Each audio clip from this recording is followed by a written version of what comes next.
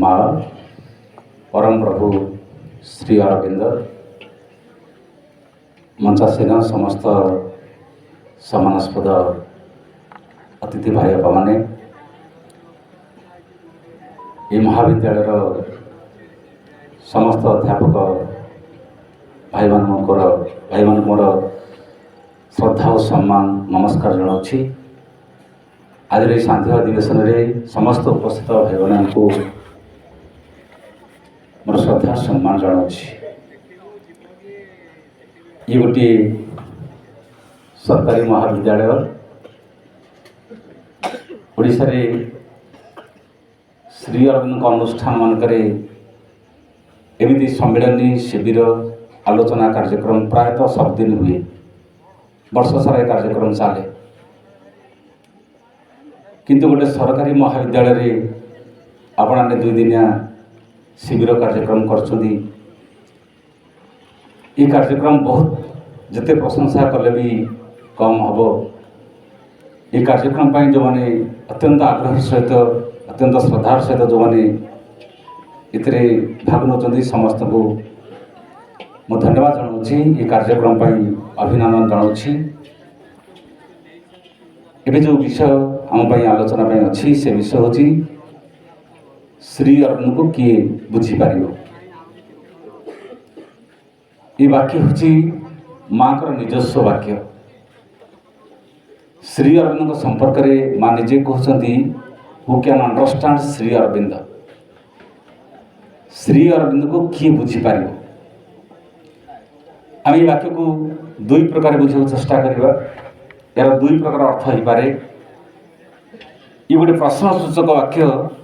माँ जो कहते श्री अरविंद किए बुझीपार तमाने एमती किए अच्छ पृथ्वी रे जे श्री अरविंद को बुझीपार ये उद्देश्य आम बुझीपार ये भाव नहीं पार।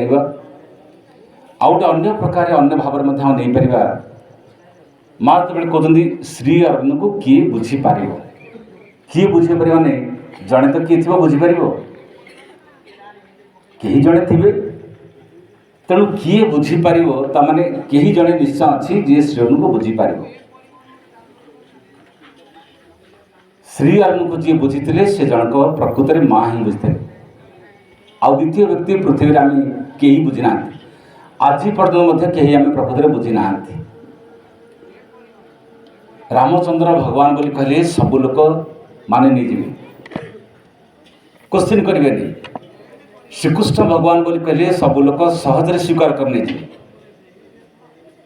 कि 10 अवतार कथा जो शास्त्र मान लिखाई से ना सब जो वर्णना कराए से मत्स्य अवतार कच्छप अवतार बराह अवतार ये जे भगवान अवतार ये कथा को लोक मैंने निर्विवाद माने नहीं।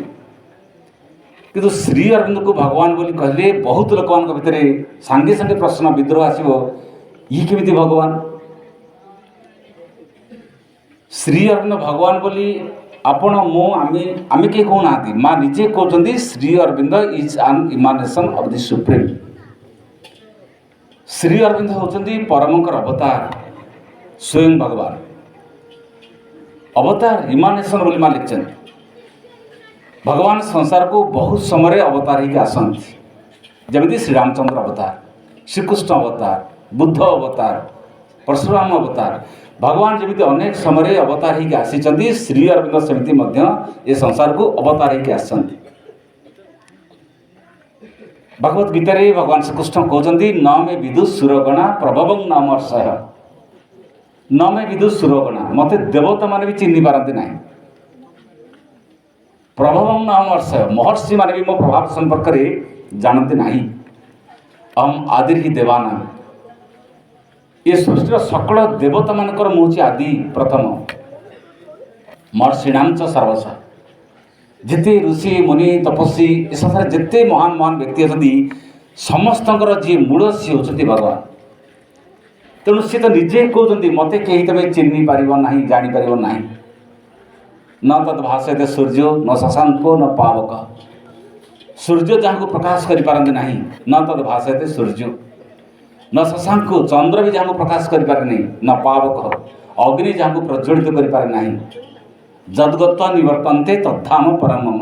ଥରେ ସେଠିକି ଚାଲିଗଲା ପରେ ଆଉ ଏ ସଂସାର କେହି ଆସିବାକୁ ମନ କରନ୍ତି ନାହିଁ, କାରଣ ସିଏ ଏମିତି ଏକ ଧାମ, ଏମିତି ଏକ ଆନନ୍ଦମୟ ଧାମ।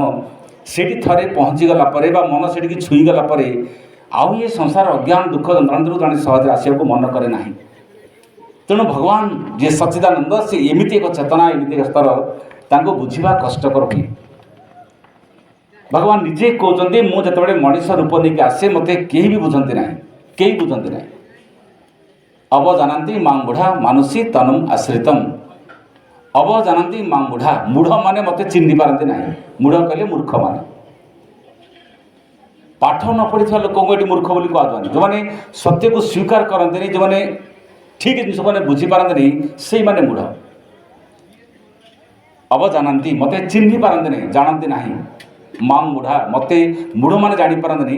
ମାନୁଷୀ ତନୁମ୍ ଆଶ୍ରିତ, ମୁଁ ଯେତେବେଳେ ମଣିଷ ରୂପ ନେଇକି ଆସେ ମୋତେ କେହି ଜାଣିପାରନ୍ତିନି।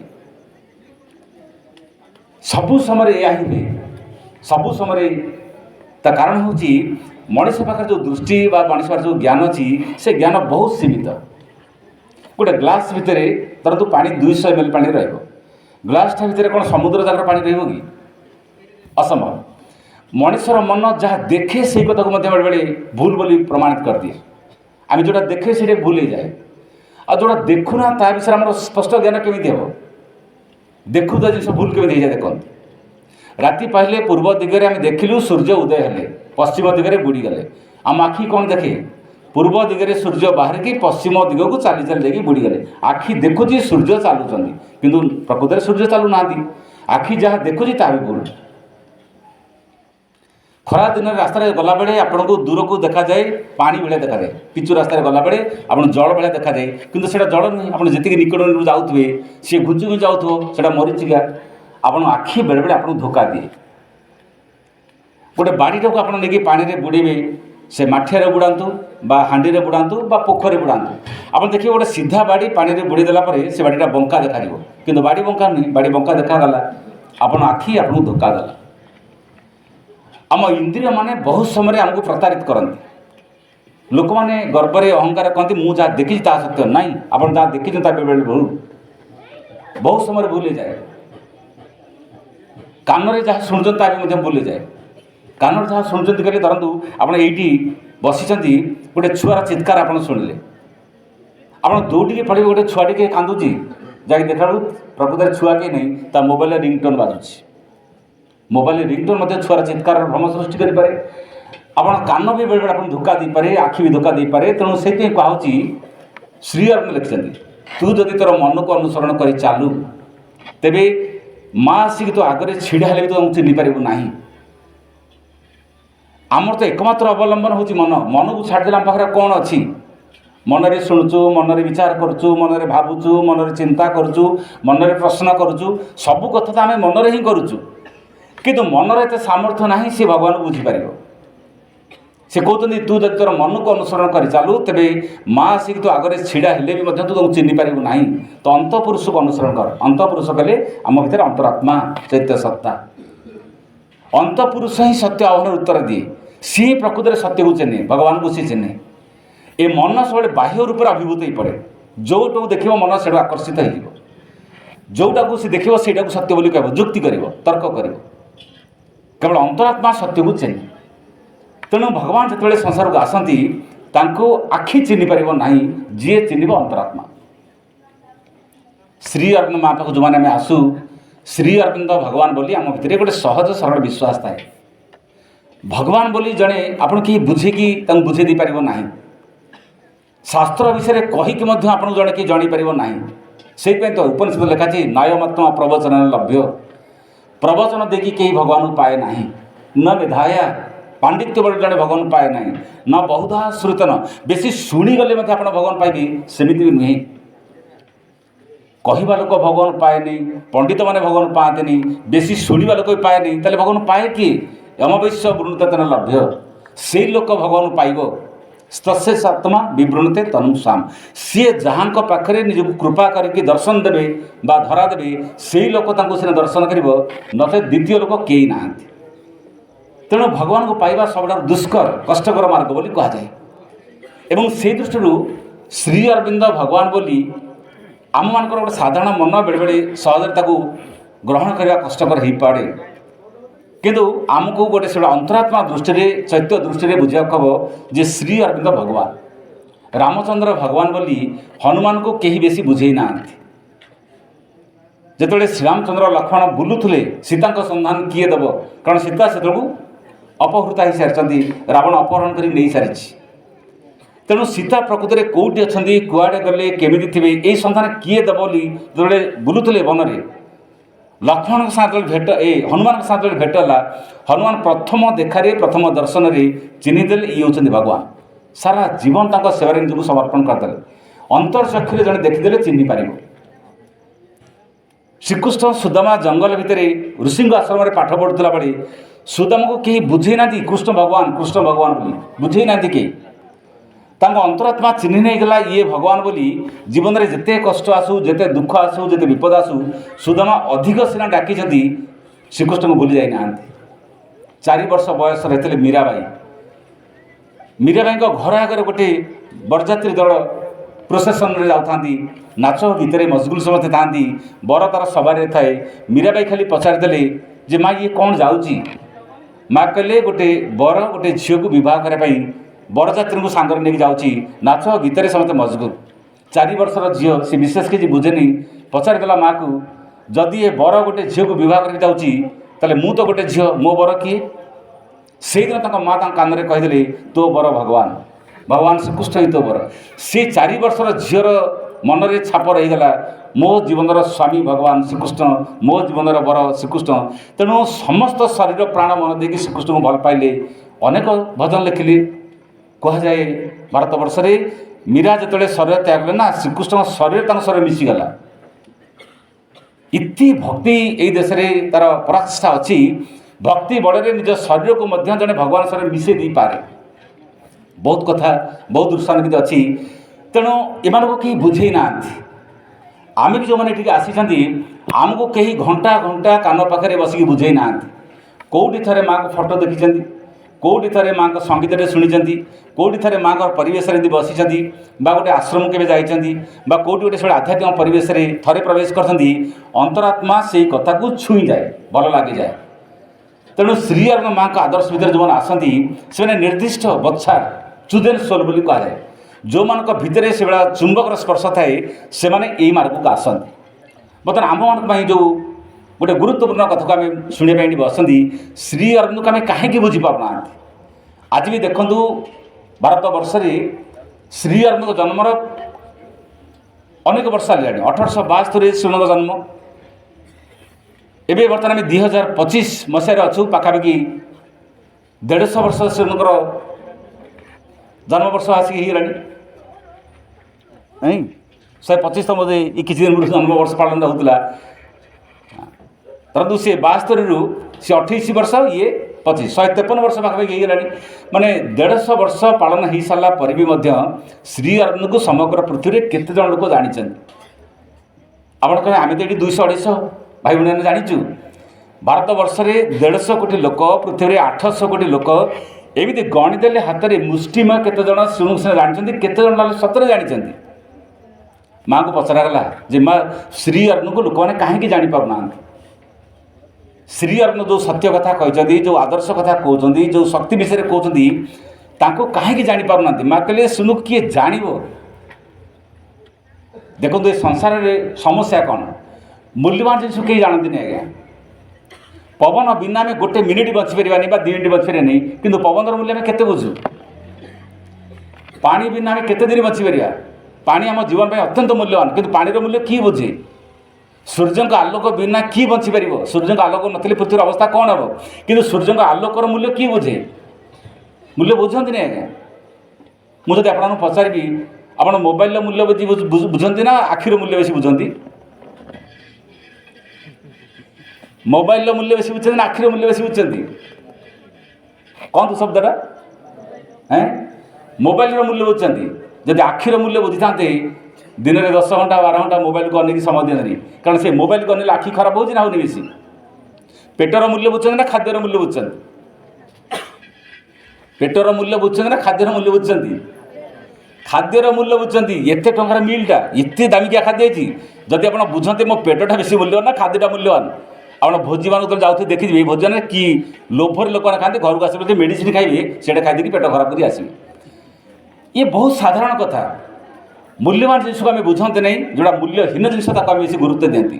ସେଇ ଦୃଷ୍ଟିରୁ ଶ୍ରୀ ଅରବିନ୍ଦଙ୍କର ମୂଲ୍ୟ ପୃଥିବୀ ପାଇଁ କ'ଣ କେତେ ଜଣ ଲୋକ ଆମେ ଜାଣନ୍ତି। ମୁଁ ଆପଣଙ୍କୁ ମନୋଜ ଦାସଙ୍କର ଗୋଟିଏ ଛୋଟ କାହାଣୀ ମୁଁ କହୁଛି। ଗୋଟେ ବାପା ତାଙ୍କ ଘରେ ଗୋଟେ ସୁନ୍ଦର ଚକଚକ ଦେଖାଯାଉଥିବା ଗୋଟେ ବଢ଼ିଆ ମୂଲ୍ୟବାନ ପଥରଟେ ରଖିଥିଲେ। ସେ ପଥରଟା ପ୍ରକୃତରେ ହୀରା। ତାଙ୍କର ଯେଉଁ ପୁଅଟା ଥିଲା 6-7 ବର୍ଷର ପୁଅ, ସେ 6-7 ବର୍ଷର ପୁଅ ସେଇଟା ହୀରା ବୋଲି ଚିହ୍ନିନି। ଉଜ୍ଜ୍ୱଳ ଦେଖାହେଉଛି, ଶୁଭ୍ର ଦେଖାହେଉଛି, ଏକଦମ ସ୍ୱଚ୍ଛ ଦେଖାହେଉଛି। ଅନ୍ଧାରିଆ ଘର ଭିତରେ ମଧ୍ୟ ସେ ପୁରାପୁରି ଆଲୋକ ପ୍ରଦାନ କରୁଛି। ତେଣୁ ପୁଅର କୌତୂହଳ ଯେ ଏଇଟା କ'ଣ, ବିନା ଦୀପରେ ଯିଏ ଆଲୋକ ଦେଉଛି, ବିନା ଲାଇଟ୍ରେ ଯିଏ ଆଲୋକ ଦେଉଛି, ଏତେ ସୁନ୍ଦର ଏତେ ସ୍ୱଚ୍ଛ ଦେଖାଉଛି, ଏଇଟା କ'ଣ ବୋଲି ପୁଅ କୌତୂହଳରେ ପଚାରିଲା। ବାପା କହିଲେ, ୟାକୁ ମୁଁ କହିବା ଦରକାର ନାହିଁ, ତୁ ଏଇଟାକୁ ନେଇକି ଯା, ବଜାରରେ ଅନେକ ଦୋକାନୀ ଅଛନ୍ତି, ଦୋକାନୀମାନଙ୍କୁ ପଚାରିବୁ ୟାର ମୂଲ୍ୟ କେତେ।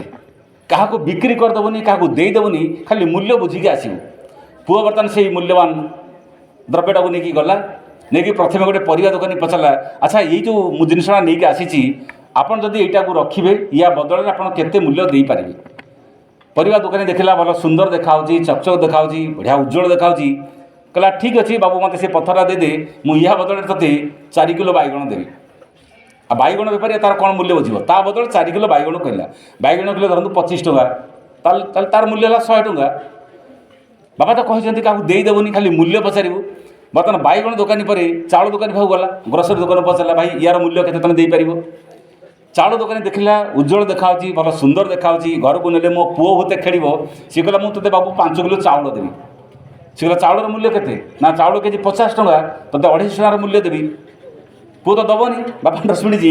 ବର୍ତ୍ତମାନ ଗୋଟେ ଲୁଗା ଦୋକାନ ପାଖରେ ପହଞ୍ଚିଲା, ଲୁଗା ଦୋକାନୀ ପଚାରିଲା ଏଇଟାକୁ ତୁମେ ଯଦି ରଖିବ, ୟା ବଦଳରେ ଆପଣ କ'ଣ ମୂଲ୍ୟ ଦେଇପାରିବେ।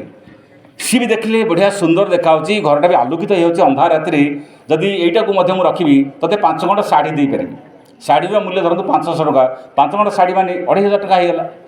ଏମିତି ଯେତେ ବଜାର ଦୋକାନୀ, ସବୁ ଦୋକାନୀମାନଙ୍କୁ କିଏ ତା'ର 100 ଟଙ୍କା ମୂଲ୍ୟ କଲା, କିଏ 200 ଟଙ୍କା ମୂଲ୍ୟ କଲା, କିଏ 1000 ଟଙ୍କା ମୂଲ୍ୟ କଲା, କିଏ 2000 ଟଙ୍କା ମୂଲ୍ୟ କଲା। ଶେଷରେ ଗୋଟେ ହୀରା ବ୍ୟବସାୟୀ ପାଖରେ ପହଞ୍ଚିଲା।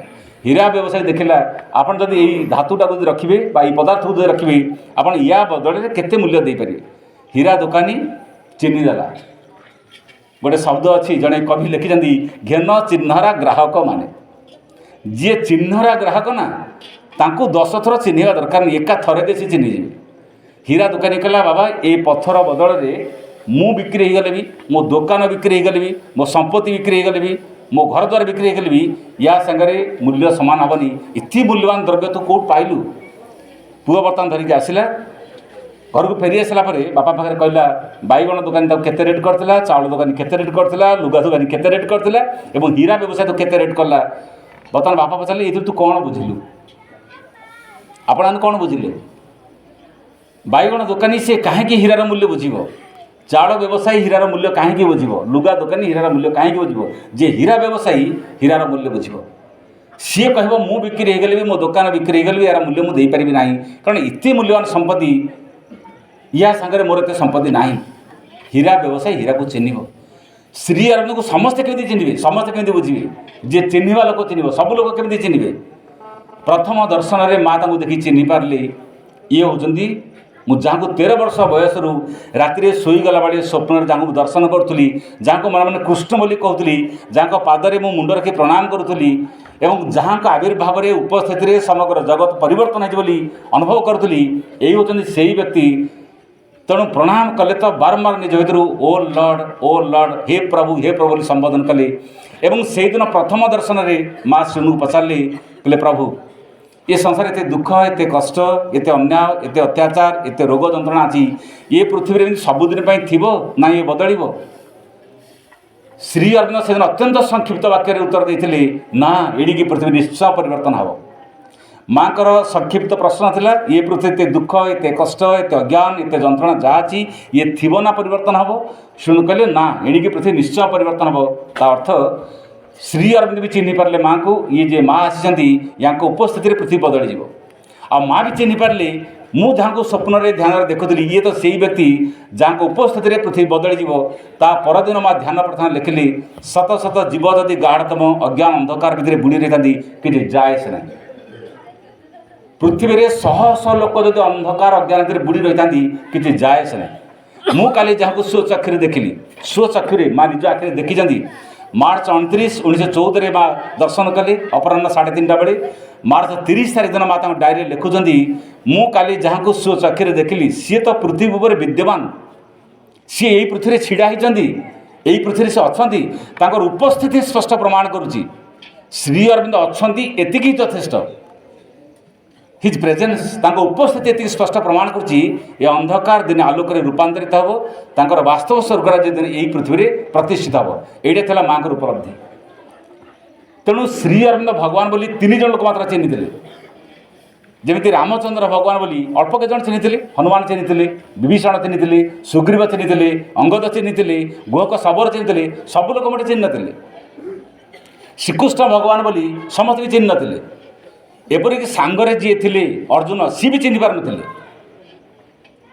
ଚିହ୍ନି ପାରିଲେ ନାହିଁ ବୋଲି ତ ଶ୍ରୀକୃଷ୍ଣ କହିଲେ ମାର ବୋଲି ଯେତେବେଳେ କହିଲେ, ସିଏ କେତେ ଯୁକ୍ତି ଦେଲେ, ନିଜ ଲୋକମାନଙ୍କୁ କାହିଁକି ମାରିବି, ସିଏ ମୋର ଗୁରୁ, ଇଏ ମୋର ପିତାମହ, ଇଏ ମୋର ଭାଇ, ଏତେ ଆତ୍ମୀୟ ସ୍ୱଜନକୁ ମାରିଲେ ଏ ପୃଥିବୀରେ କ'ଣ ଅଧିକ ଧର୍ମ ଅର୍ଜନ ହେବ। ବରଂ ସେ ଯୁକ୍ତି ଦେଲେ, ମୁଁ ପଛେ ଭିକାରୀ ପଛେ ହେଇଯିବି, ମୁଁ ଯୁଦ୍ଧ କରିବି ନାହିଁ। ଏ ଯେଉଁ ଯୁକ୍ତି ଯେତେବେଳେ ଅର୍ଜୁନ ଦେଲେ, ତାପରେ ଶ୍ରୀକୃଷ୍ଣଙ୍କୁ ଭଗବତ ଗୀତା ବ୍ୟାଖ୍ୟା କରିକି ବିଶ୍ୱରୂପ ଦର୍ଶନ କରିବାକୁ ପଡ଼ିଲା। ବିଶ୍ୱରୂପ ଦର୍ଶନ କରିଲା ପରେ ଯାଇକି ଅର୍ଜୁନ ମାନିଲେ, ତା ପୂର୍ବରୁ କ'ଣ ସେ ମାନୁଥିଲେ? ତାମାନେ ଏତେ ସାଙ୍ଗରେ ଥିବା ଅର୍ଜୁନଙ୍କ ଭଳି ଏଡ଼େ ବଡ଼ ମହାନ ଯୋଗୀ, ଏଡ଼େ ବଡ଼ ଯୋଦ୍ଧା ଯଦି ସିଏ ଚିହ୍ନି ପାରୁନଥିଲେ, ଆପଣ ଭାବୁଛନ୍ତି ଭଗବାନ କି ସହଜରେ କି ଚିହ୍ନି ଦେବ? ଚିହ୍ନି ହେବ ନାହିଁ। ନାରଦ ଦିନେ ବସୁଦେବଙ୍କୁ କହିଲେ ବସୁଦେବ, ମଣିଷ ଜୀବନରେ ଏକମାତ୍ର ଲକ୍ଷ୍ୟ ହେଉଛି ଜୀବନରେ ଭଗବାନଙ୍କୁ ପାଇବା। ତେଣୁ ଜୀବନରେ ଭଗବାନ ପାଇବା ପାଇଁ ଟିକେ ଚେଷ୍ଟା କର। ବସୁଦେବ ନାରଦଙ୍କୁ କହିଲେ ଦେବର୍ଷି, ଭଗବାନ ତ ବୈକୁଣ୍ଠ ରହନ୍ତି, ଭଗବାନ ସାକେତ ରହନ୍ତି, ଭଗବାନ ଗୋଲୋକ ରହନ୍ତି, ଭଗବାନ କୈଳାସ ରହନ୍ତି, ସେଇ ଭଗବାନଙ୍କୁ ଆମେ କେମିତି ପାଇବୁ ସାଧାରଣ ମଣିଷ? ନାରଦ କହିଲେ ବସୁଦେବ, ତମରି ଘରେ ଯେଉଁ ପୁଅଟା ଜନ୍ମ ହେଇଛି ସେଇ ପରା ଭଗବାନ। ସାକେତ ଗୋଲୋକ ବୈକୁଣ୍ଠ ବୋଲି କ'ଣ ବର୍ଣ୍ଣନା କରୁଛ? ବସୁଦେବ କହିଲେ ମୋ ପୁଅ ଭଗବାନ, ଇଏ ଧୂଳି ଖାଉଛି, ଇଏ କାହା ଘରେ ସର ଚୋରି କରୁଛି, ଲହୁଣୀ ଚୋରି କରୁଛି, ଦହି ଚୋରି କରୁଛି, ଏଇ ପିଲା ଭଗବାନ? ଦେଖନ୍ତୁ, ଯେଉଁ ବାପା ପୁଅକୁ ଜନ୍ମ ଦେଇଛନ୍ତି ଯିଏ ଭଗବାନ, ଯଦି ସେ ବାପା ଚିହ୍ନି ପାରୁନାହାନ୍ତି ଏ ଭଗବାନ ବୋଲି, ଆପଣ ଭାବୁଛନ୍ତି ମଣିଷ ରାଖି କେମିତି ଚିହ୍ନିବ? କେମିତି ଚିହ୍ନିବ? ଭଗବାନ ଶ୍ରୀକୃଷ୍ଣ ସାଙ୍ଗମାନଙ୍କ ସାଙ୍ଗରେ ଗାଈ ଚରୁଛନ୍ତି। ଛୋଟବେଳେ ବାଳକ ସମୟରେ ଗାଈ ଚରୁଥିଲେ। ସ୍ୱୟଂ ବ୍ରହ୍ମା ବି ଥରେ ପରୀକ୍ଷା କରିବାକୁ ଆସିଲେ, କହିଲେ ଯଦି ସତରେ ଭଗବାନ ତାହେଲେ ଆଜି ମୁଁ ପରୀକ୍ଷା କରିବି। ତାଙ୍କ ଭିତରେ ବି ସନ୍ଦେହ ହେଲା, ଇଏ ସତରେ ଭଗବାନ ନାରାୟଣ ବା ଭଗବାନ ବିଷ୍ଣୁ ଇଏ ବର୍ତ୍ତମାନ ମଣିଷ ହେଇକି ଜନ୍ମ ହୋଇଛନ୍ତି ନା ପ୍ରକୃତିରେ ଜଣେ ସାଧାରଣ ଗୋପାଳ ବାଳକ? ବର୍ତ୍ତମାନ ବ୍ରହ୍ମା ନିଜେ ଆସିଲେ ପରୀକ୍ଷା କରିବା ପାଇଁ। ତାଙ୍କ କମଣ୍ଡଳରେ ଯେତିକି ପଡ଼ିଆରେ ଗାଈ ଚରୁଥିଲେ ସବୁ ଗାଈଟାକୁ ଉଭାନ କରିନେଲେ। ବ୍ରହ୍ମାଙ୍କର ଉଦ୍ଦେଶ୍ୟ ହେଉଛି, ଯଦି ଏ ସତରେ ଭଗବାନ ହେଇଥିବେ, ଗାଈ ସବୁ ଚୋରି ହେଇଗଲା ପରେ ବା ଅନ୍ତର୍ଧାନ ହେଇଗଲା ପରେ ଗାଈ ତିଆରି କରିଦେବେ, ଗାଈ ସୃଷ୍ଟି କରିଦେବେ। ନହେଲେ ସେ ଜାଣିଯିବେ ବ୍ରହ୍ମା ଗାଈ ନେଇଛନ୍ତି, ଦୁଃଖ ପ୍ରକାଶ କରିବେନି। ଆଉ ଯଦି ସାଧାରଣ ମଣିଷ ହେଇଥିବେ, ଗାଈ ଗୁଡ଼ାକ ପଡ଼ିଆରୁ ଅପହୃତ ହେଇଗଲେ ବୋଲି କାନ୍ଦିବେ, ବିକଳ ହେବେ, ଖୋଜିବେ। ତେଣୁ ଧରା ପଡ଼ିଯିବେ ସତରେ ଭଗବାନ କି ଇଏ ଭଗବାନ ରୋଲ୍ କରୁଛନ୍ତି। ବ୍ରହ୍ମା ଯେତେବେଳେ ତାଙ୍କ କମଣ୍ଡଳରେ ସବୁ ଗାଈ ଗୁଡ଼ାକ ଚୋରି କରି ନେଇଗଲେ, ଶ୍ରୀକୃଷ୍ଣ ତ ଭଗବାନ ନା, ପ୍ରତ୍ୟେକ ଲୋମ କୂପରୁ ପୁଣି ଗାଈ ତିଆରି କରିଦେଲେ। ତେଣୁ ପଡ଼ିଆରେ ଯେମିତି ଶହ ଶହ ସାଙ୍ଗରେ ଗାଈ ଚରୁଥିଲେ ସେମିତି ଗାଈ ଚରିଲେ। ବ୍ରହ୍ମା ପଳେଇଛନ୍ତି ସେ ଗାଈକି ଧରିକି। ମାସକ ପରେ ଯେତେବେଳେ ମନେ ପଡ଼ିଲା, ଦେଖାଯାଉ ସେ ଗାଈ ସବୁ ମୁଁ ନେଇ ଆସିଥିଲି, ବର୍ତ୍ତମାନ ପଡ଼ିଆରେ ଆଉ ଶ୍ରୀକୃଷ୍ଣ ଚରୁନାହାନ୍ତି। ପୁଣି ଆସି ଦେଖିଲା ବେଳକୁ ପଡ଼ିଆରେ ସେମିତି ଗାଈ ଚରୁଛନ୍ତି। ବ୍ରହ୍ମା ନିଜେ ଲଜ୍ଜିତ ହେଲେ, ଆସିକି ଭଗବାନ କ୍ଷମା ମାଗିଲେ, କହିଲେ ପ୍ରଭୁ ମୁଁ ଆପଣଙ୍କୁ ପରୀକ୍ଷା କରୁଥିଲି, ମୁଁ ଲଜ୍ଜିତ, ମୁଁ ଅନୁତପ୍ତ, ମୁଁ ଚିହ୍ନି ପାରିଲିନି ଆପଣଙ୍କୁ। ବ୍ରହ୍ମା ବି ଭଗବାନଙ୍କୁ ଚିହ୍ନି ପାରନ୍ତି ନାହିଁ। ଇନ୍ଦ୍ରଙ୍କୁ ମଧ୍ୟ ଭଗବାନ ଶିକ୍ଷା ଦେଲେ। ଯେତେବେଳେ ଦ୍ୱାପର ଯୁଗରେ ଭଗବାନ ଶ୍ରୀକୃଷ୍ଣ ନିଜେ ଜନ୍ମ ହୋଇଛନ୍ତି ଭଗବାନ ହେଇକି, ଗୋପପୁର ଆସିକି କହିଲେ ସେ ଇନ୍ଦ୍ର ପୂଜା ବନ୍ଦ କର। ଆଚ୍ଛା, ଆପଣଙ୍କ ଘରକୁ ଧରନ୍ତୁ ବର୍ତ୍ତମାନ ଗୋଟେ କାର୍ ଆସିଲାଣି, ଆପଣ ଗୋଟେ ସମୟରେ ଶଗଡ଼ରେ ଯିବା ଆସିବା କରୁଥିଲେ, ବର୍ତ୍ତମାନ ଶଗଡ଼ରେ ଯିବା ଆସିବା କରିବେ? କାର୍ରେ ଯିବା ଆସିବା କରିବେ ନା ଶଗଡ଼ରେ ଯିବା ଆସିବା କରିବେ? ଅନ୍ଧାର ରାତିରେ ଆପଣ ଘରେ କ୍ୟାଣ୍ଡେଲ୍ ଜାଳୁଛନ୍ତି ବା ଦୀପଟେ ଲଗାଉଛନ୍ତି, ବର୍ତ୍ତମାନ ସୂର୍ଯ୍ୟ ଆସିଲେଣି, ସୂର୍ଯ୍ୟଙ୍କ ଆଲୋକରେ ଆଲୋକିତ ହେବେ ନା ପୁଣି ଦୀପଟେ ଜାଳିବେ? କ'ଣ କରିବେ? ମଣିଷ ଦେବତାଙ୍କୁ କାହିଁକି ପୂଜା କରେ, ମନ୍ଦିରକୁ କାହିଁକି ଯାଏ? ଭଗବାନଙ୍କୁ ଜୀବନରେ ପାଇବା ପାଇଁ ଏ ଦେବତା, ମନ୍ଦିର, ପୂଜା, ଉପାସନା ଦରକାର ହୋଇପାରେ। ଯେତେବେଳେ ସ୍ୱୟଂ ଭଗବାନ ନିଜେ ଆସିଛନ୍ତି, ଜଣେ ସିଧାସଳଖ ଭଗବାନଙ୍କ ସେବା, ଭଗବାନ କାର୍ଯ୍ୟ କରିବ ନା ପୁଣି ଦେବତା ପୂଜା କରିବ? ଶ୍ରୀକୃଷ୍ଣ ନିଜେ କହିଲେ ମନମନା ଭାବ ମଦଭକ୍ତ ମଜ୍ଜାଜି ମାଂ ନମସ୍କରୁ, ମୋତେ ଭାବ, ମଦଭକ୍ତ ମୋରି କେବଳ ଭକ୍ତ ହୁଅ, ମଜ୍ଜାଜି ମୋତେ କେବଳ ପ୍ରାର୍ଥନା କର, ମାଂ ନମସ୍କରୁ ମୋତେ ହିଁ କେବଳ ନମସ୍କାର ହୁଅ। ତାମାନେ ଭଗବାନ ଯେତେବେଳେ କହୁଛନ୍ତି ମୋତେ ନମସ୍କାର ହୁଅ, ମୋରି ଭକ୍ତ ହୁଅ, ମୋତେ ପ୍ରାର୍ଥନା କର, ଆଉ ଦ୍ୱିତୀୟରେ କାହାକୁ ନମସ୍କାର ନହେଲେ ଅସୁବିଧା ଅଛି କି? ଦେଖନ୍ତୁ କାହିଁକି ନାହିଁ। ଶାସ୍ତ୍ରରେ କୁହାହେଉଛି ସର୍ବଦେବ ନମସ୍କାର କେଶବଂ ପ୍ରତି ଗଚ୍ଛତି। ଆପଣ ଯେତେ ଦେବାଦେବୀଙ୍କୁ ନମସ୍କାର ହେଉଛନ୍ତି ସବୁ ନମସ୍କାର ପ୍ରକୃତରେ ଭଗବାନ ଆଡ଼କୁ ଯାଏ। ସର୍ବଦେବ ନମସ୍କାର, ଆପଣ ଯେତେ ଦେବତାଙ୍କୁ ନମସ୍କାର ହୁଅନ୍ତୁ ସବୁ ନମସ୍କାର ଭଗବାନ କାହିଁକି ଯାଏ ନା ସେ ଦେବତା ଭିତରେ ଭଗବାନ ଅଛନ୍ତି। ଭଗବାନଙ୍କର ରୂପ ହେଉଛି ଜଣେ ଜଣେ ଦେବତା। ଆପଣ ଯାହାକୁ ଯେମିତି ଦେବତା କହନ୍ତୁ, ଶିବ କହନ୍ତୁ, ବ୍ରହ୍ମା କହନ୍ତୁ, ବିଷ୍ଣୁ କହନ୍ତୁ, କୁବେର କହନ୍ତୁ, ବରୁଣ କହନ୍ତୁ, ଇନ୍ଦ୍ର କହନ୍ତୁ, ଯାହା ବି କହନ୍ତୁ, ସମସ୍ତ ଦେବତା ମାନେ ଭଗବାନ ଗୋଟେ ରୂପ। ଆକାଶାତ୍ ପତତି ତୋୟମ୍ ଯଥା ଗଚ୍ଛତି ସାଗର। ଆକାଶାତ୍ ପତତି ତୋୟମ୍, ଆକାଶରୁ ଯେତେ ପାଣି ବର୍ଷା ଆକାରରେ ଆସୁଛି ସବୁ ଯେମିତି ପାଣି ଦେଇକି ସମୁଦ୍ରରେ ମିଶୁଛି, ଏଠି ଯେତେ ଦେବାଦେବୀଙ୍କୁ ଆପଣ ପୂଜା କଲେ ମଧ୍ୟ ସବୁ ଦେବାଦେବୀଙ୍କର ପୂଜା ଭଗବାନଙ୍କ ଆଡ଼କୁ ଯାଉଛି। ଅତଏବ ଦେବାଦେବୀଙ୍କ ପୂଜା ଦରକାର ନାହିଁ। ଭଗବାନ ନିଜେ କହୁଛନ୍ତି ମାମେ ମନମନା ଭାବ ମଦଭକ୍ତ ମଜ୍ଜାଜି ମାଂ ନମସ୍କରୁ ମାମେ ବୈଶେ ସତ୍ୟନ୍ତେ, ମୁଁ ତୁମକୁ ସତ କରି କହୁଛି, କାଳେ ତୁମର ବିଶ୍ୱାସ ହେବ ନା ହେବ। ପ୍ରତି ଜାନେ ପ୍ରିୟସିମେ, ଏବଂ ପ୍ରତିଜ୍ଞା କରି କହୁଛି ତୁମର ଅତ୍ୟନ୍ତ ପ୍ରିୟ ବୋଲି, କେବଳ ମୋତେ ଭାବ, ମୋରି ଭକ୍ତ ହୁଅ, ମୋତେ ନମସ୍କାର କର, ତାହେଲେ ତୁମେ ଦେଖିବ ନିଶ୍ଚୟ ତୁମେ ଦିନେ ମୋ ପାଖକୁ ଆସିବ। ଏଇଟା ସେହି ସମୟରୁ ଦ୍ୱାପର ଯୁଗରୁ ଭଗବାନ ଶ୍ରୀକୃଷ୍ଣ କହିଲେଣି। ଆଜି 5000 ବର୍ଷ ବିତିଗଲା ପରେ ମଧ୍ୟ ଆମେ ବି ତଥାପି ଏବେ ମଧ୍ୟ ସେ ଦେବାଦେବୀମାନଙ୍କ ପାଖରେ ଅଟକିଛୁ ନା ଭଗବାନଙ୍କୁ ସିଧାସଳଖ ଉପାସନା କରୁଛୁ। ଏବେ ବି ଅନେକ ଲୋକମାନେ କହୁଛନ୍ତି ହଁ ଦେବତାଙ୍କ ଭିତରେ ଭଗବାନ ନାହାନ୍ତି କି, କାହିଁକି ଭଗବାନ ଭିତରେ ଦେବତା ଅଛନ୍ତି ବୋଲି ବୁଝୁନା। ମୁଁ ତ ଅନେକଙ୍କୁ ଦେଖେ, ଅନେକଙ୍କୁ କହେ ଲୋକମାନେ ବିଭିନ୍ନ ଦେବାଦେବୀ ଘରମାନଙ୍କରେ ପୂଜା ଉପାସନା ସବୁ କରନ୍ତି। ଆରେ ଭାଇ ମାଆଙ୍କୁ ଜାଣିଛ, ମାଆଙ୍କୁ ଘରେ ରଖିଛ, ପୁଣି ଘରମାନଙ୍କରେ ସବୁ ପ୍ରକାର, ଆଜି ବୁଧବାର ଗୋଟେ ଓଷା, କାଲି ମଙ୍ଗଳବାର ଗୋଟେ ଓଷା, କାଲି ଗୁରୁବାର ଗୋଟେ ଓଷା, କାଲି ଶୁକ୍ରବାର ଗୋଟେ ଓଷା, ଶନିବାର ଗୋଟେ ଓଷା, ଏତେ ପ୍ରକାର ଓଷା କରୁଛ। ଅନେକ କହନ୍ତି କ'ଣ ନା ଆମେ ତାଙ୍କରି ଭିତରେ ମାଆଙ୍କୁ ଦେଖୁଛୁ। ଆରେ ତାଙ୍କରି ଭିତରେ କାହିଁକି ମାଆଙ୍କୁ ଦେଖୁଛ, ମାଆଙ୍କ ଭିତରେ ସେମାନଙ୍କୁ ଦେଖୁନା। ଏସବୁ ଚାଲାଖିଆ ଲୋକମାନଙ୍କର କଥା, ବହୁତ ଚାଲାଖିଆ ଲୋକମାନେ ଯୁକ୍ତିରେ କହନ୍ତି ଆମେ ତାଙ୍କ ଭିତରେ ମାଆଙ୍କୁ ଦେଖୁଛୁ। ଥରେ ବୁଝିବାକୁ ଚେଷ୍ଟା କରିବା, ମାଆ ଯେ ସମସ୍ତଙ୍କୁ ତିଆରି କରିଛନ୍ତି, ତେଣୁ ଏଇ ଯେଉଁ ରହସ୍ୟକୁ ବୁଝିବା ପାଇଁ ସମସ୍ତଙ୍କର ସେତିକି ସାମର୍ଥ୍ୟ ନଥାଏ। ଶ୍ରୀ ଅରବିନ୍ଦ ଭଗବାନ ବୋଲି ପ୍ରଥମ ବ୍ୟକ୍ତି ମା ଚିହ୍ନିଥିଲେ, ଦ୍ୱିତୀୟ ବ୍ୟକ୍ତି ଚିହ୍ନିଥିଲେ ରବୀନ୍ଦ୍ର ଠାକୁର, ବିଶ୍ୱକବି। ଶ୍ରୀ ଅରବିନ୍ଦଙ୍କଠାରୁ ବୟସରେ 6 ବର୍ଷ ବଡ଼। ସେତେବେଳେ ସେ ନୋବେଲ ପ୍ରାଇଜ୍ ପାଇସାରିଛନ୍ତି।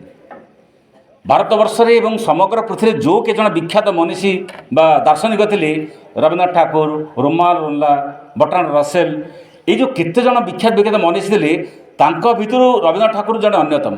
ସେହି ରବୀନ୍ଦ୍ରନାଥ ଠାକୁର ଯେତେବେଳେ ପ୍ରଥମେ ଈଶ୍ୱରଙ୍କୁ ଦର୍ଶନ କଲେ, ହାତ ଯୋଡ଼ି କହିଲେ ଅରବିନ୍ଦ ରବୀନ୍ଦ୍ର ଘେନ ନମସ୍କାର। ଶ୍ରୀ ଅରବିନ୍ଦଙ୍କୁ ନମସ୍କାର ହେଲେ ରବୀନ୍ଦ୍ରନାଥ ଠାକୁର।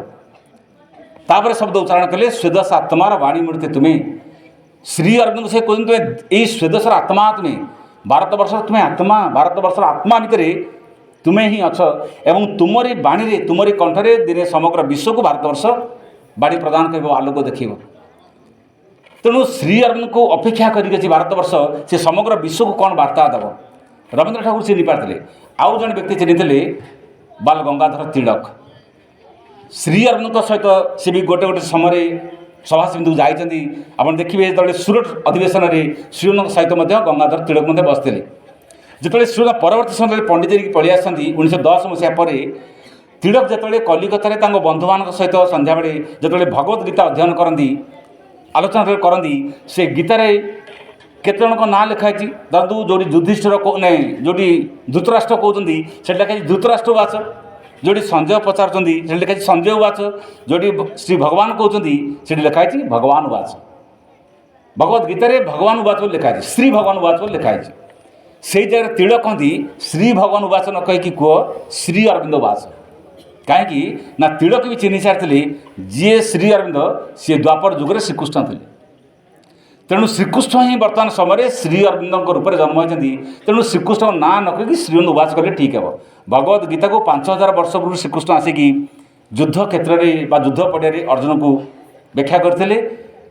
ଏବଂ ପୁଣି ଶ୍ରୀଅରବିନ୍ଦ ଆପଣ ଦେଖିବେ ସେମାନଙ୍କର ପୁଣି ଗୋଟେ ଗୀତା ଉପରେ ଲେଖା ହେଇଛି ବହି ଏସେ ଜୟନ୍ତୀ ଗୀତା ବା ଗୀତା ନିବନ୍ଧମାଳା, ପୁଣି ସେ ଗୀତାକୁ ନୂଆ ରୂପରେ ନୂଆ ସଂସ୍କରଣରେ ପୁଣି ବ୍ୟାଖ୍ୟା ପ୍ରଦାନ କରିଛନ୍ତି।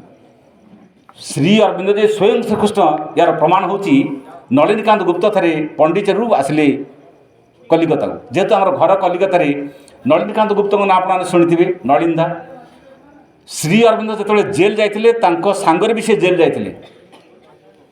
ଶ୍ରୀରତ୍ନ ଜେଲରୁ ବାହାରିଲେ, ନଳିନୀକାନ୍ତ ଗୁପ୍ତ ବି ଜେଲରୁ ବାହାରିଥିଲେ। ଶ୍ରୀରତ୍ନ ପଣ୍ଡିଚେରୀ ଗଲେ, ତାଙ୍କ ସାଙ୍ଗରେ ମଧ୍ୟ ତାଙ୍କ ପରିବାର ଜଷ୍ଟ ସିଏ ବି ପଣ୍ଡିଚେରୀ ଗଲେ। ନଳିନୀ ଦାସ ଏମିତି ଜଣେ ବ୍ୟକ୍ତି, ଶ୍ରୀରତ୍ନ ଯେତେ ବର୍ଷ ଏ ପଣ୍ଡିଚେରୀ ରହିଛନ୍ତି ସେ ତାଙ୍କୁ ଛାଡ଼ିକି କୁଆଡ଼େ ଯାଇନାହାନ୍ତି। କେବଳ କଲିକତା ତାଙ୍କ ଘର। କୌଣସି କାର୍ଯ୍ୟବଶତଃ କେତେଥର ସେ ଘରକୁ ଆସନ୍ତି। ତାଙ୍କ ଘରେ ଶ୍ରୀକୃଷ୍ଣଙ୍କର ପୂଜା କରାଯାଏ ଜନ୍ମାଷ୍ଟମୀ ଦିନରେ। ତେଣୁ ସିଏ ମାଆଙ୍କ ଅନୁମତି ନେଇକି ଯେତେବେଳେ ଆସିଛନ୍ତି କଲିକତାକୁ, ଜନ୍ମାଷ୍ଟମୀ ତାଙ୍କର ପର୍ବ ପାଳନ ହୁଏ ବୋଲି, ଶ୍ରୀକୃଷ୍ଣଙ୍କର ଯେଉଁ ମୂର୍ତ୍ତିଟି ତାଙ୍କର ଘରେ ଥାଏ, ସେହି ଶ୍ରୀକୃଷ୍ଣଙ୍କ ମୂର୍ତ୍ତିରେ ବେକରେ ଫୁଲମାଳଟେ ଦେଇକି ପାଦରେ ପ୍ରଣାମ କରିକି ଯେତେବେଳେ ମୁଣ୍ଡ ଉଠେଇ ଦେଖିଲେ ସେହି ଜାଗାରେ ଶ୍ରୀକୃଷ୍ଣଙ୍କ ମୂର୍ତ୍ତି ନାହିଁ, ସ୍ୱୟଂ ଶ୍ରୀ ଅରବିନ୍ଦ ଛିଡ଼ା ହେଇଛନ୍ତି। ସେଇଦିନରୁ ନଳିନୀ ଦାସ ଜାଣିଗଲେ ଯିଏ ଶ୍ରୀକୃଷ୍ଣ ସିଏ ଶ୍ରୀ ଅରବିନ୍ଦ, ଆଉ କେବେ ପଣ୍ଡିଚେରୀ ଛାଡ଼ିକି ଆଉ କଲିକତାକୁ ଆସିନାହାନ୍ତି। କାରଣ ସେ ଚିହ୍ନିଗଲେ। ଏମିତି ବହୁତ, ଆପଣ ଯଦି କହିବେ ଏମିତି ବହୁତ ପ୍ରମାଣ ଅଛି ଯେ ଶ୍ରୀ ଅରବିନ୍ଦଙ୍କ ଶରୀରରେ ଶ୍ରୀକୃଷ୍ଣ ବି ମିଶିଗଲେ।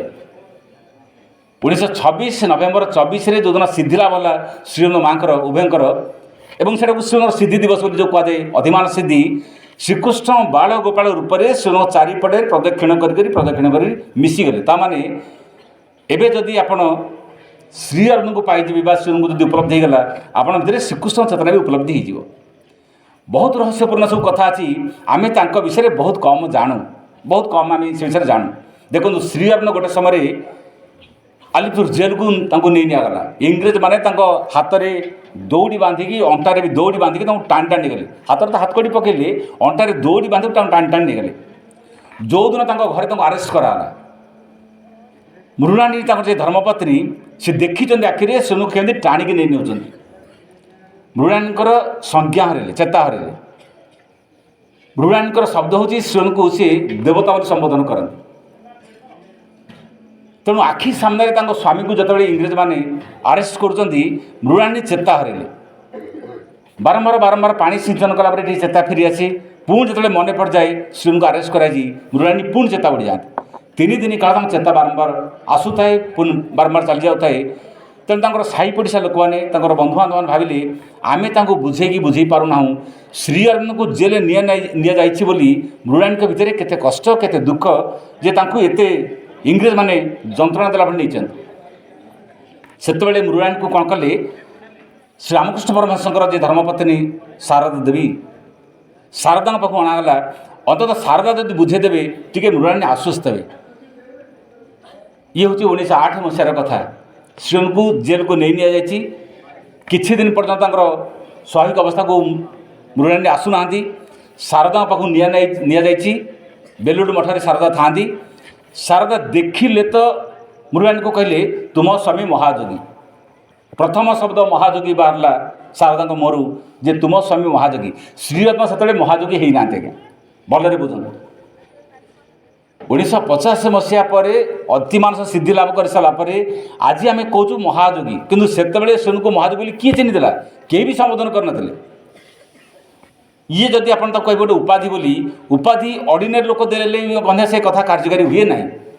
ଶାରଦା ବି ସେହି ଚେତନାର, ସେହି ଲେବୁଲର ସେ ଜଣେ ମହିୟସୀ, ଜଣେ ଏମିତି ଚେତନାର ମଣିଷ। ସିଏ ବର୍ତ୍ତମାନ ତାଙ୍କ ମୃଣାଳିନୀଙ୍କୁ ଦେଖିଲା କିଣି କହିଲେ, ତୁମ ସ୍ୱାମୀ ମହାଯୋଗୀ, ଭଗବାନଙ୍କର ପୂର୍ଣ୍ଣ ଆଶ୍ରିତ ପୁରୁଷ। ଭଗବାନ ତାଙ୍କୁ ଜେଲକୁ ନେଇଛନ୍ତି। ଭଗବାନ ତାଙ୍କୁ ଜେଲରୁ ନିର୍ଦ୍ଦୋଷରେ ବାହାର କରିବେ। କିନ୍ତୁ ଏକଥା ମନେ ରଖ, ତୋ ସ୍ୱାମୀ ଜେଲରୁ ବାହାରି ସାରିଲା ପରେ ସିଏ କିନ୍ତୁ ଆଉ ତୋର ହେଇକି ରହିବେ ନାହିଁ, ତୋ ପାଖରେ କେବେ ବି ରହିବେ ନାହିଁ। କାରଣ ସିଏ ଅରବିନ୍ଦ, ସିଏ ସାରା ଜାତିର ଅରବିନ୍ଦ, ଏ ଜଗତର ଅରବିନ୍ଦ। ଅରବିନ୍ଦ ଶବ୍ଦର ଅର୍ଥ ହେଉଛି ପଦ୍ମ। ଯେହେତୁ ସିଏ ଏ ସାରା ଜଗତର ପଦ୍ମ, ତାଙ୍କରି ମହକରେ ଏ ସାରା ଜଗତ ଦିନେ ମହକିବ, ଏ ସାରା ଜାତି ଦିନେ ମହକିବ।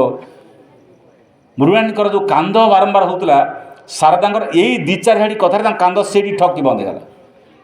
ଶାରଦା ଖାଲି କହିଲେ, ତୋ ସ୍ୱାମୀ ମହାଯୋଗୀ, ଭଗବାନଙ୍କର ପୂର୍ଣ୍ଣ ଆଶ୍ରିତ ପୁରୁଷ। ଭଗବାନ ତାଙ୍କୁ ଜେଲକୁ ନେଇଛନ୍ତି, ଭଗବାନ ତାଙ୍କୁ ଜେଲରୁ ବାହାର କରିଦେବେ। କିନ୍ତୁ ମନେ ରଖ ଏକଥା, ଜେଲରୁ ସିଏ ବାହାରି ସାରିଲା ପରେ ସିଏ କିନ୍ତୁ ଆଉ ତୋର ହେଇକି ରହିବେ ନାହିଁ।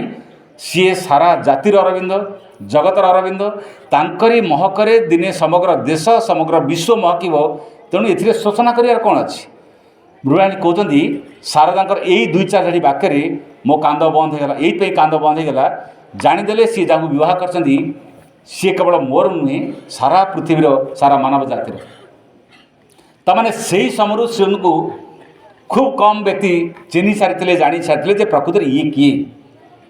ଆମେ ତାଙ୍କ ଜୀବନର ଅନେକ ଘଟଣାକୁ जदि प्रवेश करवा जदि विषय आम जाना इंग्लैंड रे पाठ पढ़ला बेले सबुठार तम विशेष गुण थिला बहुत समय नीरव रहा शांत रहा जेतिकी आवश्यक ताठू कम पछे कथा कहते गोटी भी शब्द अधिका कहते श्री अरविंद को जो मैंने भल पाती से सबुठार बड़ गुण को ग्रहण करती जिते संभव कम कथा कहया कथा निहाती जदि आवश्यक अच्छी जदि किए पचार कथा कह जदि कहीं पचार ना गोटी भी शब्द उच्चारण करना नकले मत आहरी भल बहुत समय मौन रोते किंतु पढ़ापढ़ी एत मग्न रोते पढ़ापढ़ी एत मनोनिवेश करते विराट विराट बही गुड़ा गोटे राति से पढ़ी दिखाती पृथ्वी रे मात्र 2 जन व्यक्ति जड़े स्वामी विवेकानंद आउ जड़े श्री अरविंद गोटे गोटे बही को घंटा भर पढ़ी सारी दिखती फ्रेंच देशर उपन्यास गुड़ा को से राति पढ़ी सारी दिखती आपड़ जदि जीवन विषय अध्ययन करेंगे देखिए बरदार चाकरी कले से दरमा 750 टଙ୍କା मिलला 750 टଙ୍କା दरमा से अन्य अध्यापक मैंने मात्र 14 टଙ୍କା दरमा पाते अन्य मान दरमा 14 टଙ୍କା थिला बेले यांको दरमा 750 टଙ୍କା माने टंकार पहाड़ बड़ी मिलूला इतने टंका पाते से टंका को नहीं कौन करते लोक बेले बेले चिंता करते सेतेबेले श्री अरविंद मासकू 50 ରୁ 60 टंकार बही किणी पढ़ुले 50-60 टंकार बही माने सप्ताह 3 ट्रंक बही आसूला रेल रे पार्सल रे बही मगुले से बही गुड़ा को गोटे गोटे दिन में बड़ बड़ बही गुड़ा पढ़ी सारी देते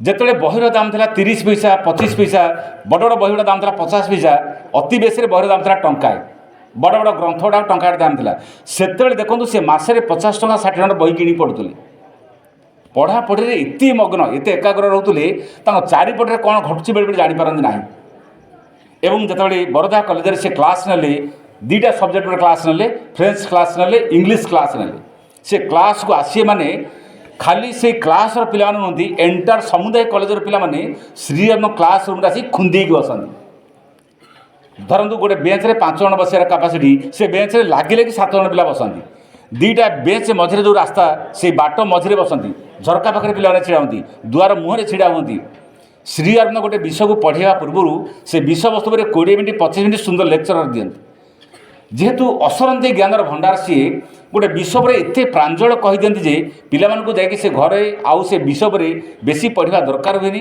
पाठ से केबे घोषिया कथा कहते नहीं पाठ घोषिया दरकार नहीं से कहते पाठ बुझा दरकार एवं जो से कॉलेजर सेंट्रल हॉल जोटा थाए माने गुजरात सहर गुजरात राज्यर बरोदा सहर से बरोदा सहर जो कॉलेज से कॉलेज रे गोटे सेंट्रल हॉल गोटे केंद्रीय सभा कक्ष थाए से हॉल से छात्र पाखापाखि 700 पिला बसला भाया हॉल श्री अरविंद आसबे से हॉल छिड़ा माने इति नीरवतार गोटे प्लावन घेरी जाए माछीटे उड़िले शब्द हुई श्री अरविंद उपस्थिति समस्त भितर गोटे नीरवतार प्लावन पूरा समस्त भितर प्लावित हो जाए श्री अरविंद निजे वक्ता नथिले किंतु वक्तव्य इतने उच्च कोटर इतने उच्च कोटर पिला माने एवं अध्यापक माने कथारू प्रत्येक धाड़ी शिखुले कहीं ना इंग्लैंड रे पाठ पढ़ला बेले श्री अरविंद 7टी भाषा कृतित्वर सहित पास करके आसते भारत को आसी सारा गुजराती भाषा बंगला भाषा संस्कृत भाषा मराठी भाषा भारतर पुणी सब भाषा को अध्ययन करते जिते रामायण महाभारत वेद उपनिषद विषय अध्ययन कले सेतबेले भितर अद्भुत भावना आसला जो देश में वाल्मीकि इति खंड रामायण रचना करती सी तो कभी विद्यालय जाइए जो देश में व्यासदेव 18 खंड महाभारत रचना करती सी तो केवे विद्यालय पाठ पढ़ी नी जो देश में कालिदास को महाकवि बोली कहुए सी तो ये देशर गंड मूर्ख थे पाठ तो मूलर पढ़ना जदि पाठ न पढ़ी वाल्मीकि महाकाव्य रचना करती पाठ न पढ़ी व्यासदेव महाकाव्य रचना करती कालिदास जदि महाकवि हो पारती ताले तथाकथित विद्यालय मान पाठर कि बेसी मूल्य अच्छी जो ज्ञानर आधार रे यही देश में पाठ न पढ़ी जड़े महाकवि हो पारे वाल्मीकि रामायण भली महाकाव्य रचना करें महाभारत भली काव्य रचना हो पारे कालिदास अनेक काव्य रचना हो पारे ताले ज्ञानर आधार कौन थिला ज्ञानर आधार जहाँ थिला बड़ कथा थिला नीरवता और ध्यान आपने शुणिले आश्चर्य से दिन को 4 घंटा 5 घंटा प्राणायाम अभ्यास करते बरदार थिला बेले आप भावुं जीवन में सस्तार या इंग्लैंड रे पाठ पढ़ा बेले दिन को घंटा रू 1.5 घंटा दंड बैठक करते गोटे घंटा शीर्षासन करुले माने गोड़ ऊपर को मुंड तल को गोटे घंटा शीर्षासन करुले श्री अरविंद एक्सरसाइज कला बेले देहरु एते झाड़ बाहर से झाड़र गोटे धार चट्टाण पर बही जाए प्रबल झाड़ ता अंदर बाहर एवं प्राणायाम कलापर से कहते 4 घंटा 5 घंटा प्राणायाम कलापर मस्तिष्क पूरा शून्य होगला आलोकित होगला गोटे गोटे राति 70 पृष्ठा 80 पृष्ठा लेखाए कवितार धारा पूरा प्रवाहित है पहाड़ू पानी जमी तलू झरी आसे मस्तिष्क भितर कवितार धाड़ी से भी ओल्लै आसला तामाने ज्ञान बही भितर बेसी मुंड न बुड़ीकी जदि आप ज्ञान जदि चेतना को जदि विस्तृत करेंगे सी कहते ज्ञान से ऑटोमेटिक ज्ञान से आसो 3 मासर दरमा जो एकाथरे आणुले आणिक एमती टेबुल पर रखी दिखती जो मैंने बंधु से बेले बेले पचारती आप इतने टଙ୍କା दरमा आणुंट टेबुल पर रखी दूसरी श्री अरविंद कहती टेबुल पर ये रखुची आपने समस्त साधु प्रकृतिर मनीष आ लुचेबी कहीं बाक्स रखी कहीं टेबुल पर ये सब टଙ୍କା रखुची यहाँ प्रमाणित ये समस्त सच्चरित्र लोक मैंने अच्छा पुणी पचारती बेले बेले अच्छा आपड़ के हिसाब रखते ना ये टଙ୍କା आनी बोली सी कहले मो हिसाब भगवान रखती मुझे हिसाब रखेनि कहले मोर जिते जहाँ आवश्यक मत भगवान दियंती एवं जहाँ मोर दरकार है भगवान सब मो कथा पूरण कर शिव जीवन सब गोटे बढ़िया कथा से लिखिं मु जीवन में जहाँ संकल्प कर मोर सब संकल्प पूर्ण कौन गोटे भी संकल्प तार बाकी रही से लिखिं जहाँ जीवन संकल्प कर सब संकल्प तार पूर्ण एपरिक से कहते 5टी स्वप्न थे से 5टी स्वप्न भर सबुटा मत पूर्ण एपरिक शेष स्वप्न बोली आप कहे अति मानव जाति प्रतिष्ठा बा मनीष पर गोटे नुआ जाति सुपर ह्यूमैनिटी प्रतिष्ठा हे यहाँ कौन है हाँ सूक्ष्म स्तर ता सारी सूक्ष्म स्तर हो सारी जमी धरतु बर्तमान मुझे कहि आकाश में पानी अच्छी ना नहीं आपने कौन कहे अच्छी ना नहीं बोली कहे आकाश में पानी अच्छी कि आम आखिक देखा जाऊ ना गोटे निर्दिष्ट समय आसो जो वर्षा होगी पुणी संसार को आसो पानी बर्तमान ऊपर को उठार समय प्रतिदिन खरा होची पानी ऊपर को जाऊँगी पानी अदृश्य ग्यास अच्छी किंतु पानी अच्छी आम आखिक देखा जाऊ ना ठीक सेमती आगे कार्यटा गोटे कारण जगत घटी जाए कारण जगत सूक्ष्म जगत को आसे सूक्ष्म जगत ऊपर नेला बेले स्थूल जगत को आसे स्थूल जगत को आसला बेले डेरी हुए श्री अरविंद कहते अति मानव जाति पृथ्वी प्रतिष्ठा हो सारी सूक्ष्म जगत हो सारी माँ को लेखा भर तो अनेक कथा अच्छी माँ कहते मोर शरीर 2 थर अति मानव शरीर हो सारी 2 थर माँ ध्यान सूक्ष्म दर्शन बसला बेले माँ देखी शरीर 2 थर अति मानव शरीर हो अति मानव शरीर माने माँ कहते से शरीर एकदम उज्जवल एत शुभ्र एत स्वच्छ एत आलोकित ताकू मु शब्द द्वारा वर्णना करें ना कौ शब्द मुझे कहि ताकि पाऊना निहाती मनीष बुझला बेला केतोटी शब्द से कहते से शरीर केमी अति मानव शरीर ना मनीष शरीर ना पशुर शरीर ना पुरुषर शरीर ना नारीर शरीर तेणु भविष्य में गोटे नुआ प्रजाति टी आसूची जो नुआ प्रजाति को सी सुपरमैन बोली कहते आगमन फल पृथ्वी गोटे विराट परिवर्तन देखादेव When Superman is born as nature's king, when Superman is born, जेतबे अति मानव ये पृथ्वी आविर्भूत हम जन्म नब his presence shall transfigure the matters world ता उपस्थिति जड़ पृथ्वी विराट परिवर्तन देखा तेणु ये अति मानव आसला माने पृथ्वी गोटे विराट परिवर्तन आम समस्ते देखा तेणु बर्तमान मनीष भितर गोटे धीरे धीरे गोटे प्रस्तुति चली आम समस्ते धीरे धीरे गोटे नुआ पृथ्वी आड़ जाऊँ गोटे नुआ समय जाऊँ ये गोटे नुआ कथा कहला बेले लोक मान अभ्यास होची नुआ कथा को सब विरोध करवा और पुराणा कथा को जाबुड़ी देवा ये गोटे मनीषर चेतना आप देखो पृथ्वी जिते भी नुआ कथा आसी सब मनीष नुआ कथा को विरोध करे सब मनीष विरोध करे किछि वर्ष पर से मनीषर एक्सेप्टान्स हो जाए मनुष्य ग्रहण करनी किंतु प्रथम काम होची नुआ कथा को से विरोध करे जिते भी जो काम होची आप देखो नुआ कथा को मनुष्य विरोध करे श्री अरविंद जो समय कहते ये पृथ्वी चेतना बदल जीव मनीष बदल जीव संसार दिव्य स्वर्ग में परिणत हम से क्वेश्चन कराऊँगी बर्तमान पृथ्वी चारिड़े युद्धर भय मनीष भितर पार्श्विकता पशु तो एत मात्रा बर्तमान क्रियाशील होती यही मनीष को देखिले के लगुना यही मनीष बर्तमान मनीष स्तर को आसी पशु ठार बर्तमान मनीष आहरी हीन हो आपने बोधे गला काली कि बोधे परदिन सोशल मीडिया गोटे घटना देखुवे कुंभीर गोटे मांकड़ छुआ को नहींगला देखुचे ना देखी ना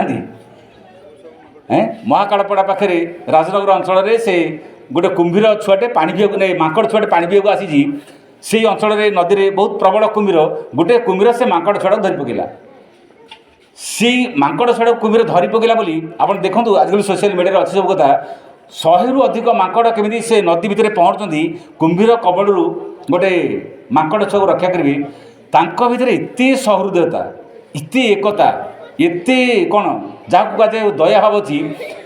ଗୋଟିଏ ଛୋଟ ଛୁଆଟାକୁ ଗୋଟେ କୁମ୍ଭୀର ଖାଇଯାଉଛି ବୋଲି ପାଣି ଭିତରେ ପଶିକି ସେ କୁମ୍ଭୀର ଚାହିଁଥିଲା ଆଉ 2-4ଟା ମାଙ୍କଡ଼ ଖାଇ ଦେଇପାରିଥାନ୍ତା। ସେଇ କଥାକୁ ମାଙ୍କଡ଼ ଭୟ ନ କରିକି ସେ ସୁଅ ଭିତରେ ଯାଇକି କେମିତି ସେ କୁମ୍ଭୀର ସହିତ ମାନେ ଲଢ଼େଇ କରୁଛନ୍ତି। ଅବଶ୍ୟ ସେ ମାଙ୍କଡ଼ ଛୁଆ ବଞ୍ଚିଲାନି, ମାଙ୍କଡ଼ ଛୁଆକୁ ଉଦ୍ଧାର କରିପାରିଲାନି, କିନ୍ତୁ ମଣିଷ ଜାତିକୁ ସେ କ'ଣ ଶିଖାଇ ଦେଉଛନ୍ତି। ମାଙ୍କଡ଼ମାନଙ୍କ ଭିତରେ ସହୃଦୟତା ଅଛି, ଦୟାଭାବ ଅଛି, ଏକତା ଭାବ ଅଛି। ଆଜି କୁହନ୍ତୁ ପାରିବାରିକ ଜୀବନ ଭିତରେ, ସାମାଜିକ ଜୀବନ ଭିତରେ ମଣିଷ ତା ପଶୁଠାରୁ ଆହୁରି କେତେ ହୀନ ହେଇଯାଇଛି। ମା' ନିଜେ ଗୋଟେ ଉଦାହରଣ କହୁଛନ୍ତି। ମା' ତଳେ ଦକ୍ଷିଣ ଆଫ୍ରିକାରେ ଥିଲେ, ଗୋଟେ ଦିନ ମା' କୌଣସି ଗୋଟେ ହୋଟେଲକୁ ଯାଇଛନ୍ତି। ସେ ହୋଟେଲର ଯେ ମାଲିକ ଗୋଟେ ପୋଷା ମାଙ୍କଡ଼ ପାଳିଛି। ହୋଟେଲର ଗେଟ୍ ସାମ୍ନାରେ ସେ ମାଙ୍କଡ଼ଟି ଟେବୁଲ ଉପରେ ଅଛି। ଯେଉଁ ଗ୍ରାହକମାନେ ଆସନ୍ତି, ଗ୍ରାହକମାନେ ତାଙ୍କର ହୋଟେଲରେ ଖାଆନ୍ତି।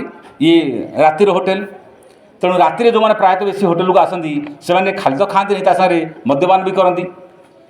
ସେ ମାଙ୍କଡ଼ଟି ବର୍ତ୍ତମାନ ପୋଷା ମାଙ୍କଡ଼, ସେ ତା'ର ଟେବୁଲ ଉପରେ ବସିକି ଖାଲି ବାବୁମାନଙ୍କୁ ନିରୀକ୍ଷଣ କରେ।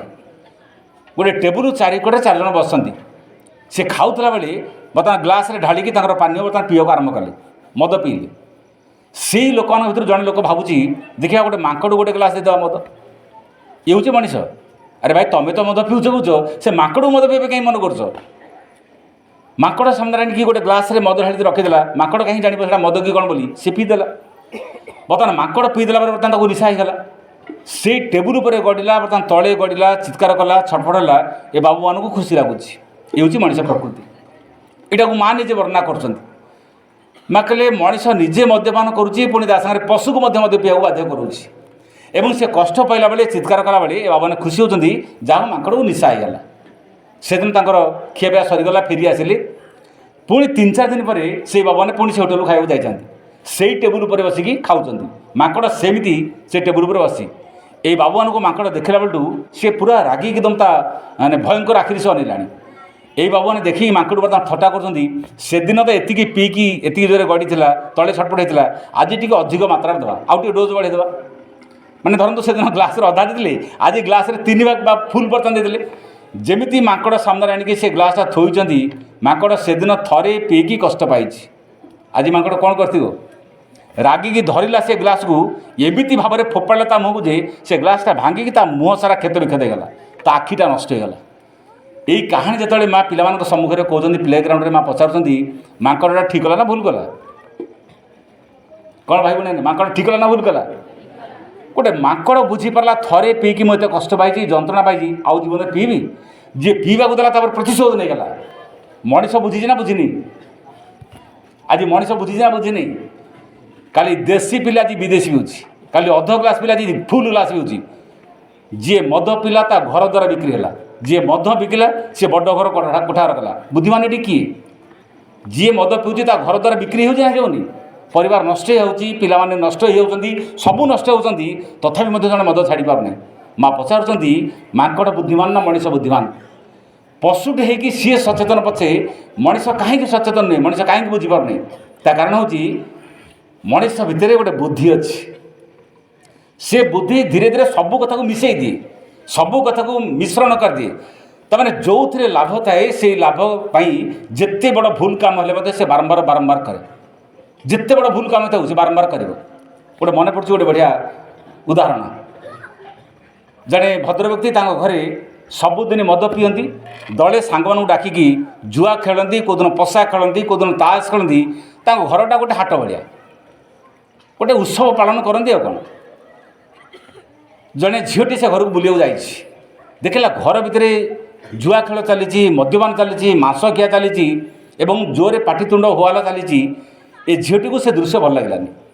ସେ ଭଦ୍ରଲୋକ ସ୍ତ୍ରୀଙ୍କୁ ପଚାରିଲା, ମାଉସୀ ମଉସା ଏଠି କ'ଣ କରୁଛନ୍ତି? ସେ ଭଦ୍ରଲୋକ ସ୍ତ୍ରୀ କହିଲା କହନା ଝିଅ, ତ ମଉସା ଦଳେ ଲୋକ ଡାକିକି ସବୁଦିନ ଘର ଭିତରେ ପୁରେଇକି ମଦ ଖାଉଛନ୍ତି, ମାଂସ ଖାଉଛନ୍ତି, ଜୁଆ ଖେଳୁଛନ୍ତି। ମୋର ସବୁଦିନ ଡର କାଳେ କେତେବେଳେ କ'ଣ ହେଇଯିବ। ଏ ଝିଅଟି କହିଲା, ମାଉସୀ ତମେ ଜାଣିଛ ଯଦି ଜୁଆ ଖେଳ ଖରାପ, ମଦ୍ୟପାନ ଖରାପ, ତମେ ମନା କରୁନ ସ୍ତ୍ରୀ ହିସାବରେ, ମନା କରିପାରିବନି କି? ଏ ସ୍ତ୍ରୀ ଲୋକ କହିଲା, ମନା କରନ୍ତି ଯେ ସେ ପରା ସବୁଦିନ ଖେଳରେ ଜିତୁଛନ୍ତି।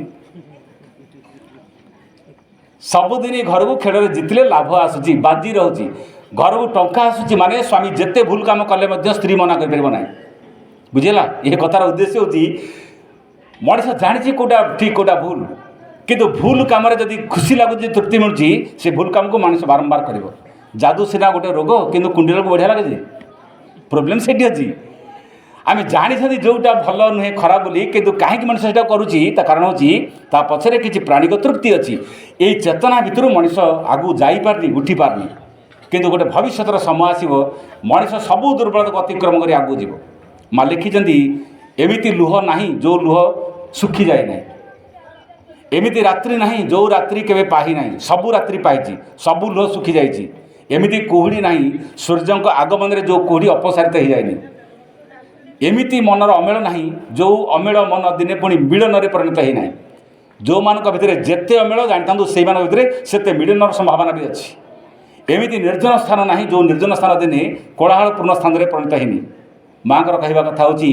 आज पृथ्वी जोड़ा असंभव लगी दिने संभव हम से संभव हूँ यही पृथ्वी में दिने भगवान स्वयं विचरण करेंगे भगवान ये मनीष भितर व्यक्त हे प्रकाशित हे से समय बर्तमान निकटतर एमती गोटे नुआ समय नुआ जुगे नुआ पृथ्वी में जन्म नीचु श्री अरविंद आसिक जो यही कथा मनीष समाज आगे कहते या किए बुझे आपको किए जान समस्त तो बर्तमान को लेकिन व्यस्त बर्तमान समय को लेकिन व्यस्त चारिड़े युद्ध अशांति विशृंखला अन्याय असत्य बढ़ुला बेली सी कहते मनीष सत्य बंचब मनीष दिव्य चेतना बंचब मनीष भगवान प्रकाश कर मनीष भगवान जंत्र हम यही कथा बर्तमान मिथ्या लगिले भी यहाँ किंतु सबुदिन रही दिने पृथ्वी में यही सत्य प्रकाशित हम और आमको से दिगरे कार्य करने यही पृथ्वी बना जाए मुझे गोटे दिटा कथा श्रीअनुर कहीदेकी आलोचना विशेष करी श्री अरविंद जो दिनेन्द्र कुमार राय देखिले से लिखिं बारे दिनेन्द्र कुमार राय होती जड़े बंगला शिक्षक श्रीअरविंद जो इंग्लैंड रू आसिले ये दिनेन्द्र कुमार राय को नियुक्त कराइला जे ये बंगला शिखे सी बंगला शिखी दिनेन्द्र कुमार राय लिखिं कहले अरविंद घोष को आखि के देखी जेहेतु से अरविंद घोष बोली उच्चारण करते मुझे शब्द कहूँ सी कहते अरविंद घोष को आखि के देखी गोटे शिशुर आखि भली सरल आखि मुह को केवे लक्ष्य कर मुह जी उज्ज्वल दीप्तिकांति भरा मुख कहले मुझे अरविंद घोष का ना शुणिली इंग्लैंड रू से 7टी भाषार जीवंत ज्ञान प्रश्रवण से भारत वर्ष फेरुंच सी बहुत बड़ साहेब होती पैंट सार्ट चालीचलन भाषा केमिति हो मो भर कौतूहल था उच्च धरणर दामिका पोशाक पिंधि दामिका जोता पिंधि आखिरे चश्मा लगे एवं आदब कायदा चलनी बहुत उच्चकोटे होती मुझे आखिरे देखिली अरविंद घोष को मत जदि किए देखे कह देख यहाँ हिमालय बोली देवघर पहाड़ को मुझे आश्चर्य हो ना अरविंद घोष को देखी जी आश्चर्य है देवघर जो से रोते सी कहले देवघर पाखे गोटे छोटिया पहाड़ अच्छी से पहाड़ को देखिए जब मत किए कह देख यहाँ हिमालय बोली मुझे आश्चर्य हो ना से देखी से आश्चर्य है कहीं माने इंग्लैंड रू पाठ पढ़ी आसती साधारण धोती खंडी पिंधि एवं खंडीय धोती देह परिधान भी कर अधिक पोशाक ना केश गुड़ा मस्तिष्क दी पट को प्रलंबित होगी थाए पादरे हड़े नागरा जोता कला जोता चलनी कहले अत्यंत साधारण खाद्य कहले बेले भात खाती बेले दिन बेला रुटी खाती दिन 11टा साढ़े 11टा भितर लंच सरी जाए संध्या समय ऊपर बेला घंटे 1.5 घंटा से चलती घंटा घंटा बसिकी राति गोटाए जाए से बही पढ़ती और बहुत लेखा लिखती कहले मुझे देखिली आखिरे विश्वास करें यही से व्यक्ति जे एते ज्ञान को धारण करके राति मशा दर्शन करे बोली से राति सारा लैंप जाड़ी कैंडल जाड़ी घंटा घंटा लिखती एवं जिते सहित परिचित हली मुझे जानीपारी गोटे देवता भितर पछे म्लान मलिनता प्रवेश कर या भितर कौन सी मलिनता प्रवेश करनी सत्य जमी जन अभिशापग्रस्त देवता पृथ्वी को ले आसती कहले प्रत्येक कार्य मत एत आकृष्ट करुला मु भाभी पारुनी चिंता करी मनीष हिसाब से एत उन्नत मनीष भी थी पारती कहले मु जीवन में केवे रागवार देखी ना श्री अरविंद को जीवन में केवे कहीं रागवार देखी ना बहुत कथा अच्छी आम आसंता काली आहरी आलोचना सुजोग नवा तेणु माँ जो कथा कहले कहीं लोक मैंने बुझीपारे ना हिज आज भास्ट आज यूनिवर्स विश्व ठार से विशालतर विश्व केते बड़ आम कौन कल्पना करती कौन जानती हिज टीचिंग इज लिमिटलेस शिक्षा बोली जो असीम अनंत जिते आप पढ़ुले जीवन सारा केवे शिक्षा सर ना आप जानते श्री लेखा समझे 36 खंड एडे बड़ बड़ बही तलू रखीदे एति उच्चा हम गोटे गोटे ग्रंथर धाड़ी संख्या हूँ पाखापाखि 1000 ए पृष्ठा संख्या बेले 800,000 धाड़ी तो बहुत 24,000 धाड़ी सावित्री महाकाव्य लाइव डिवाइन तो 30,000 कि 32,000 धाड़ी माने गोटे गोटे ग्रंथर पृष्ठा संख्या 1,800 आप गोटे गोटे ग्रंथ भी अच्छी 1100 एमती अनेक ग्रंथ अच्छी जीवन काल भितर एत लेखा लिखिं आम गोटे गोटे ग्रंथ जीवन में पढ़ी सारे आमको बहुत कष्टकर हो पड़ो कि से लिखिं तेणु शिक्षा बेले असीम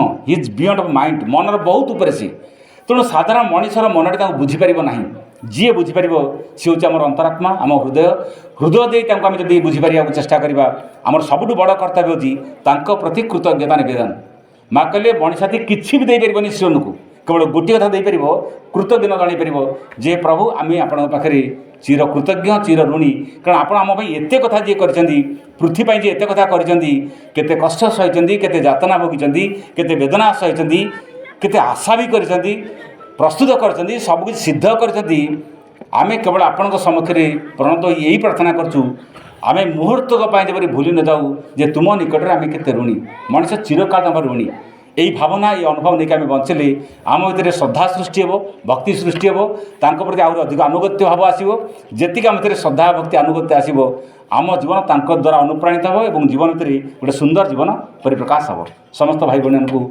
आज सांध्य अधिवेशन को धन्यवाद जनाऊँ समस्त को वंदना।